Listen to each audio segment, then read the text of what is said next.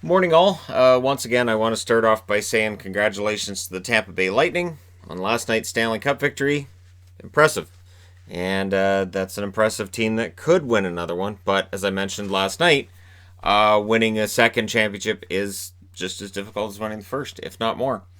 Now, I want to start off with the news of the day by talking about the guy that wears the C for Buffalo, Jack Eichel. His agent has come out and said, yeah, he hasn't asked for a trade.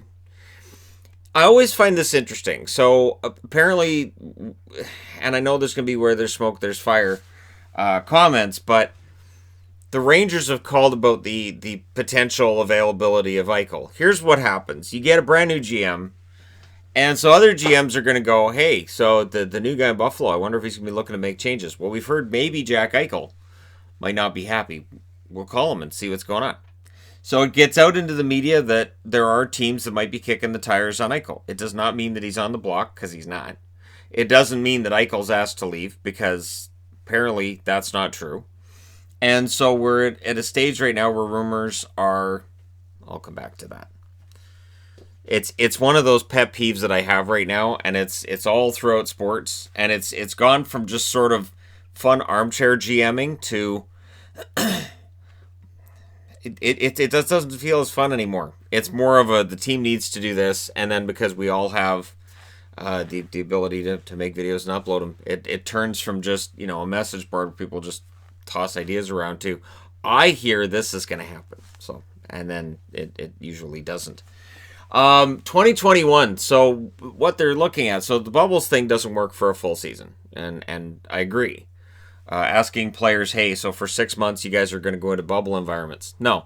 But what they're looking at is probably a modified bubble scenario. Now, today, and I did a video on this first on the Entertainment Guy channel, where I threw on my Padres jersey because they're in the playoffs for the first time in a long time. I'm really glad I got this before they qualified for the playoffs. I'm really glad I got this, because otherwise it'd be like, oh, Shannon's jumping on a bandwagon. the Padres a bandwagon, yeah. Sure.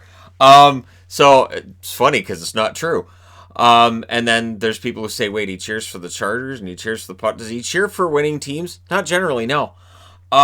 So 2021 could be a situation where we look at modified bubbles, 2 weeks in, 1 week out. And so you'd be testing their families, you'd be testing close contacts and the players. It's an expensive option.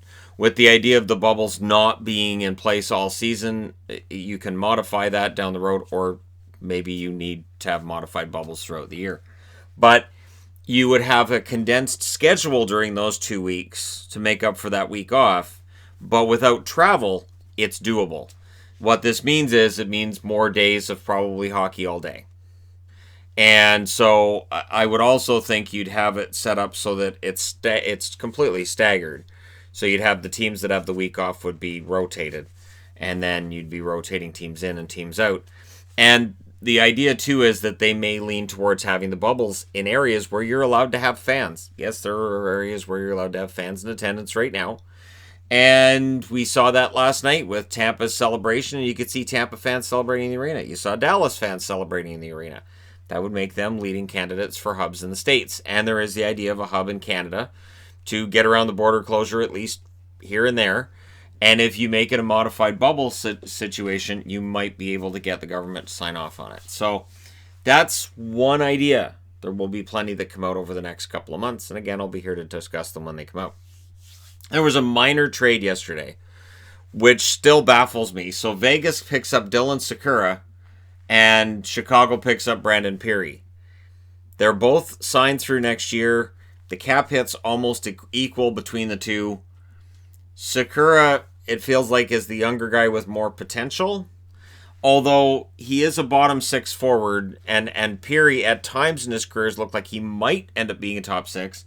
But Brandon Peary, all the momentum he had a couple years ago, that's kind of gone now. And so I'm kind of surprised at this deal. I think Vegas kind of wins it, but only kind of. Like, it's just, I don't know. We'll see what happens next season, but maybe Chicago sees something in bringing back Peary that's worth losing Sakura for. Because Vegas, it's never really felt like Vegas necessarily had a lot of faith in Peary, to the point where even when he was on a goal-scoring streak a couple years back, they didn't keep him in the lineup. They just kept, we'll take Peary out. So Yeah, we'll see what happens there and whether or not Peary rediscovers this game as a member of the Hawks. On Dallas news, yes, Tyler Seguin went 15 games without a goal. And I was feeling bad for him in the last, I'll say, 3 games of the finals where he's generating shots. He had 3 shots last night. I was watching his shot totals. Lots of shots. I don't know if they were predictable shots that caused them not to go in. I don't know if it's a matter of him playing pretty good goaltenders along the way. But it is a problem that Seguin, for the amount of money that Dallas is paying him, a contract which was seen as a huge bargain at the time he signed it, if he's not scoring in playoff games, that's a major issue because he does eat up a lot of cap space for a guy not scoring in the playoffs. Rick Bowness appears to be leaning towards staying as coach of Dallas. So Jim Nill came out weeks ago and said, yeah, no, we'd love to keep him. So there's no resistance from Dallas in terms of him staying on as coach. And as a fan who watched this team go through the finals, Rick Bowness as a coach has matured. It feels different now with him as a coach. There were times with Bowness as a coach that it felt like him as a head coach, he was kind of a placeholder, like he was an assistant coach playing a head coach. And he kind of, stated at the start of this that he was more comfortable being an assistant than a head coach. And I think this run has really made him more self-confident and more of a believer in his coaching style. And that's great. And so that's a good storyline that's come out of this is Rick Bowness. And there were a lot of emotional storylines along the way. Dale Hawerchuk being a good friend of his, and that was hard for him. And while all those storylines didn't coalesce into a Stanley Cup win for Rick Bowness' team, I think he showed enough in the Stanley Cup Finals loss that I think he sticks around. So Tampa, this is an interesting storyline here. So Patrick Maroon wins back-to-back, and everybody's talking about him. But there's an article I was looking at this morning, and the headline, I was like, wait a minute, right. So Braden Schenn wins the Stanley Cup last year, and now Luke Schenn gets his name on the cup this year. That's a good story, because both Braden and Luke Schenn had their setbacks along the way. Luke Schenn, when he was in Vancouver, when he left Vancouver to go to Tampa, I was understanding of him wanting to go somewhere to have a chance to win a Stanley Cup. I would love to see him back in a Vancouver jersey. He is a good number 6 defenseman. He is a good depth defenseman, and it was a shame that Luke Schenn didn't end up re-signing in Vancouver. I like him. He's a glue guy. He's a character guy.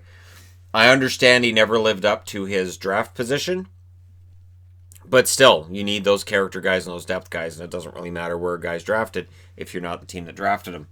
So it's nice to see Luke's going to get his name on the cup.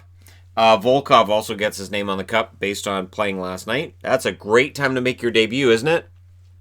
Show up your first game, and you win a Stanley Cup in that first game, and you're probably going, I don't know why Marcel Dion didn't win one of these, because this was easy.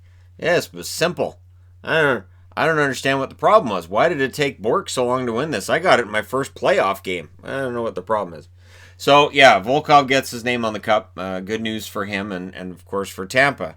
And what this does is it means that if in the offseason, Julian Brisebois decides to play some hardball with a guy like Cirelli or with Sergachev, I'm not saying he will, but if he does, he's got a lot of leeway now because they won a championship. So if he's like, all right, well, if we want to keep this championship team together, this is how much money you're going to have to take. I think fans would be understanding, and I think players themselves might look and go, you know what? We are going to need to play for that amount of money. We want to go back and win it again. So we'll see how their cap situation unfolds over the next couple of weeks. We're going to see things change over the next couple of weeks. Cole Caulfield had been considering going over to Europe, but now that the NCAA appears to be getting things figured out, at least some of the NCAA schools, right? He is going to play for the University of Wisconsin instead of going over to Europe. Understandable. Going over to Europe, it's a different ice surface. It's a completely different game. And for these young kids, it can be an intimidating environment. So, and he's familiar with University of Wisconsin, and he wants to finish what he started. So if you're Montreal, you're probably happy about that setup too. And Caulfield, he'll be playing the University of Wisconsin. And then I would think next season, 2021-2022, he makes his debut for Montreal. And yeah, I see a goal scorer with Caulfield. I see a guy who could very well be to them what DeBrincat was for Chicago last year. Not so much this year with Alex DeBrincat, but DeBrincat's going to bounce back. Don't prove me wrong. So, I want to end with this because I'm not reporting on it. I'm not. Unless there's something from a credible source, I'm trying to stay away from the Pietrangelo, Laine, Krug stuff right now. I understand there are tons of rumors out there. This time of year, where you've just had the Stanley Cup awarded, we're going into free agency, it's when things get really crazy with the rumors. Take all rumors with a grain of salt. Even from, Friedman, McKenzie, and your legit sources. Not to say that they don't have legit information, because they do. But the reality is that where these players are going to end up, what's going to happen with these players, we really don't have any idea. There are deals that sometimes percolate for weeks and months and then they actually happen. But there are times where a GM just calls another and they make a deal on the spot. And that would be my expectation for the free agents. If their rights get moved, it'll be basically, hi, can I have them for a 4th round draft pick just to see if I can sign them? Sure. That's the kind of thing I would expect with Krug. It may happen with Pietrangelo as well. Why not pick up a mid to late draft pick just to trade away the rights to signing a guy you're not keeping anyways? So we may see that happen. And in the Laine case, I really would be surprised if Winnipeg traded him. Not because he can't give you a great return, but because he can give you a great return because of the goal scorer that he is. So we'll see. I thought he took a step forward this year. I thought Laine had the best all-around season he's had in his career, and I think next year he's going to have an absolutely explosive season. If Winnipeg's looking to move somebody, that would not be somebody that I would make that take into consideration. I might be more likely to move Ehlers than Laine.